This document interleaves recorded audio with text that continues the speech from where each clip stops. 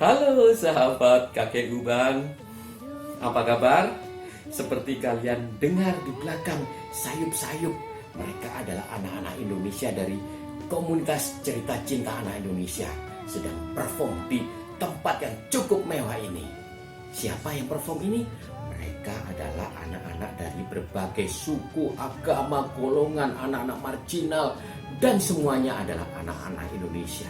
Mereka bukan artis, mereka anak-anak biasa, anak-anak bahkan yang dari tempat-tempat marginal, tapi mereka percaya diri, mereka tampil di panggung yang cukup megah ini. Kenapa kakek menyinggung tentang anak-anak marginal?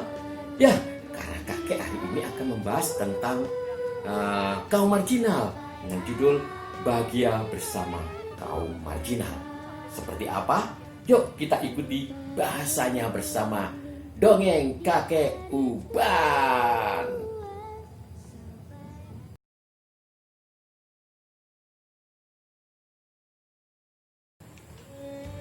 Halo sahabat kakek Uban dimanapun kalian berada. Berjumpa lagi dengan kakek. Salam cinta. Hari ini kakek akan membahas sebuah topik yang cukup menarik dengan judul Bahagia Bersama Kaum Marginal. Apa itu kaum marginal? Oke, kakek akan jelaskan satu persatu supaya sahabat semuanya bisa mengikuti apa yang telah kakek lakukan. Jakarta sebagai kota metropolitan selalu mengundang pendatang untuk mengadu nasib. Jakarta memang selalu menawarkan sejuta harapan. Ada yang sukses, tetapi tentunya banyak juga yang gagal. Ada yang kemudian memutuskan untuk pulang ke daerah masing-masing, namun ada yang memutuskan untuk bertahan di ibu kota. Mereka yang gagal dan bertahan memutuskan untuk tinggal di perkampungan padat penduduk yang biasanya kumuh dan bahkan nggak layak huni. Mereka yang tinggal di sana biasa disebut sebagai kaum marginal. Marginal identik dengan masyarakat kecil atau kaum yang terpinggirkan. Kaum marginal adalah masyarakat kelas bawah yang terpinggirkan dari kehidupan masyarakat. Apa aja contohnya kaum marginal? Nih, antara lain adalah pengemis, pemulung, buruh pabrik, dan orang-orang dengan penghasilan pas-pasan atau bahkan kekurangan. Mereka ini adalah bagian tak terpisahkan dari negara kita. Mereka ada eksis di sekeliling kita. Secara umum, mereka adalah orang miskin, gelandangan, pemulung, kaum buruh dengan gaji rendah, anak jalanan, para penyandang cacat, orang yang terjangkit penyakit HIV dan AIDS, masyarakat tradisional, korban perdagangan manusia, korban kekerasan domestik, remaja yang mengalami konflik dengan hukum, buruh tani, pekerja seks, dan masih banyak yang lainnya.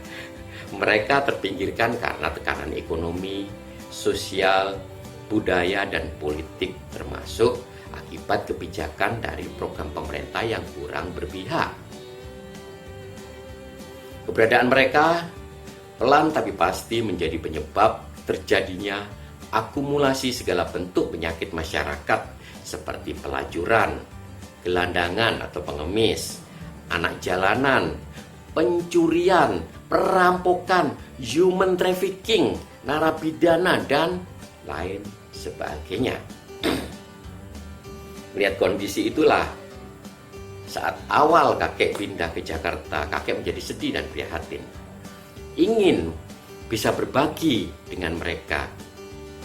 Tapi karena kakek tidak memiliki banyak uang, kakek bisa berbagi dengan sedikit ilmu yang kakek punya, sedikit skill yang kakek punya. Kenapa kakek merasa terenyuh dan prihatin dengan kondisi ini? Karena sewaktu kakek masih muda dulu, kakek dari keluarga yang sederhana.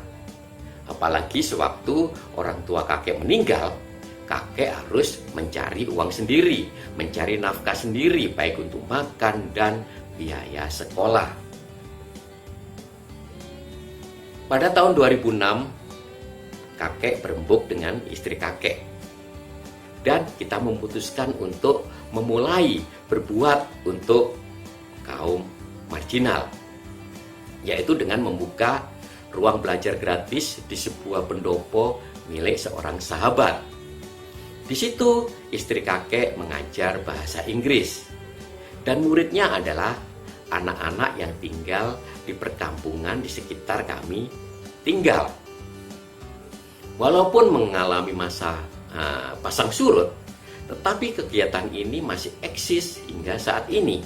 Bahkan berkembang, tidak hanya belajar bahasa Inggris, tapi juga ada relawan yang mengajarkan matematika, kakek yang mengajarkan bagaimana dasar-dasar berdongeng, tampil di muka umum, tampil percaya diri. Kadang kami juga menghadirkan anak-anak yang berprestasi dengan harapan bisa menginspirasi dan memotivasi mereka. Seiring berjalannya waktu, kakek tentunya dengan keluarga yaitu Winston Family juga bekerjasama dengan beberapa yayasan untuk berbagi ilmu atau skill kepada mereka. Jadi cakupannya semakin meluas, nggak cuma di tempat belajar kakek, tapi sekarang kita meluas. Kita bekerjasama dengan yayasan di daerah Penjaringan. Di situ istri kakek mengajarkan tentang karakter building. Kakek mengajarkan bagaimana cara PD di depan umum. Kemudian Anabel mengajarkan cara menggambar, basic menggambar, kemudian cara membuat komik. Kemudian Kanaka, anak kakek yang nomor 1, mengajarkan cara-cara bermain gitar. Itulah yang kami lakukan selama ini. Namun, apa yang kami lakukan efeknya sangat kecil. Karena wilayah Jabodetabek ini jumlahnya cukup banyak. Sangat tidak mungkin membuat mereka semua bisa berubah baik status, ilmu, dan masa depannya. Sedangkan di lingkup yang kecil yang kakek garap, itu pun sangat susah karena semuanya kembali dari latar belakang kehidupan mereka. Itu tidak ada yang sama sehingga penanganannya dibutuhkan keseriusan dan konsisten dari kita semuanya. Akhirnya setelah berdiskusi dengan keluarga, kami memutuskan untuk membuat beberapa program, di mana program tersebut adalah mengajak anak-anak dari kaum marginal ini untuk merasakan kebahagiaan. Dan kakek mengadakannya setahun sekali. Nih, ada beberapa program kakek ya. Yang pertama adalah Safari Ramadan. Di sini kami datang ke lokasi-lokasi seperti panti asuhan, rumah singgah anak jalanan, tempat para penderita kanker dan lain-lainnya. Ini kami mengajak mereka untuk berbuka puasa bersama. Kami juga mengajak mereka bergembira, bernyanyi bersama, bermain games, bercerita bersama. Di program ini kami juga melibatkan donatur dan orang-orang yang peduli dengan program kakek ini. Seperti apa kegiatannya? Nih, foto-fotonya.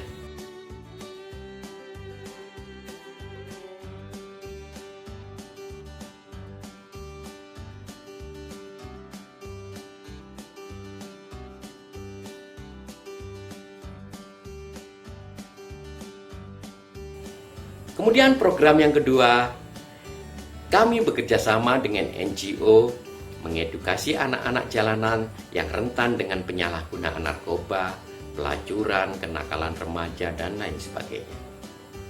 Seperti apa kegiatannya? Yuk kita lihat foto-fotonya.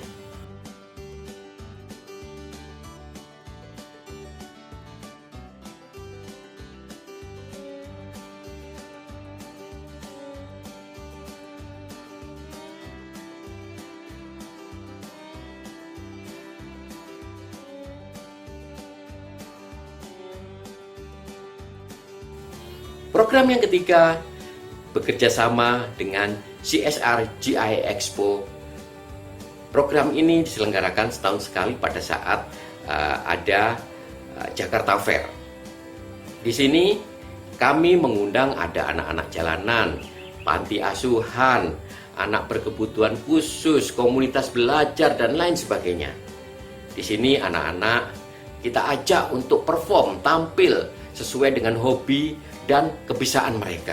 Ini mereka kita ajak untuk menjadi anak-anak yang percaya diri bahwa mereka juga sama dengan anak-anak normal lainnya yang punya kemampuan yang sama.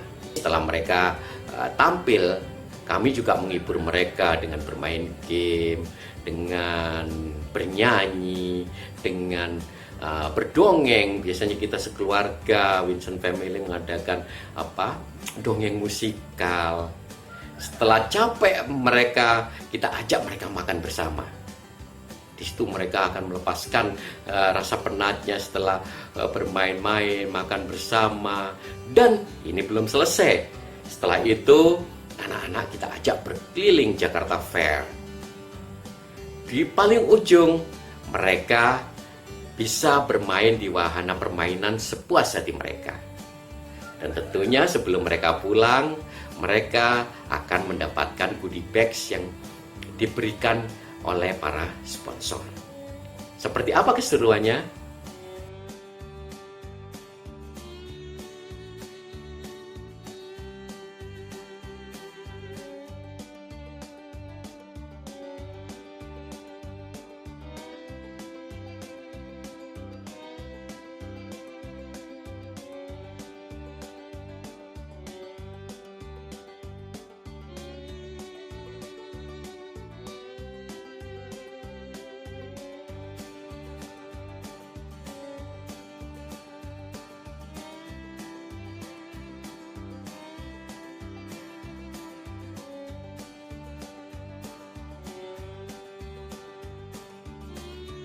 Program terakhir yaitu program keempat, ini sudah berjalan 2 tahun.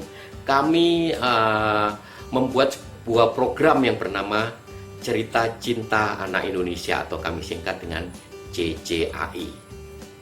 Di sini kami mengadakan pagelaran akbar, pagelaran yang besar yaitu dongeng musikal. Dan tempatnya nggak tanggung-tanggung di Ciputra Artpreneur, sebuah tempat pertunjukan mewah dengan kapasitas 1.100 orang lebih. Nah, siapa yang perform di sini? Yang perform adalah anak-anak. Nah, mereka ini kaum marginal, dan siapa yang menonton? Ya juga mereka teman-temannya. Dengan harapan pada saat para penonton melihat, mereka juga melihat, oh mereka teman kita, mereka bisa tampil seperti itu, tentunya kita juga bisa tampil seperti itu.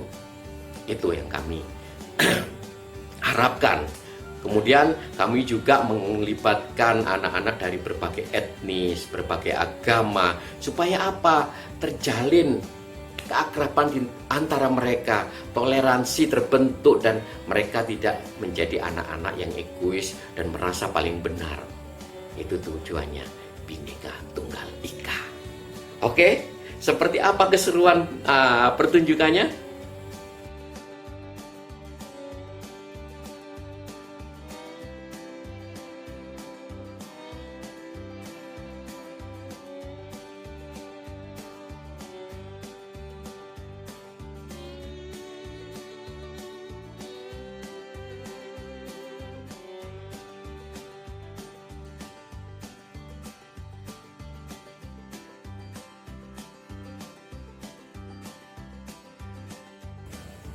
Nah, sahabat kakek Uban semuanya, itulah program-program yang telah kakek buat bersama Winston Family, bersama keluarga kakek, yaitu istri kakek Miss Wiwin, Kanaka, dan Annabel.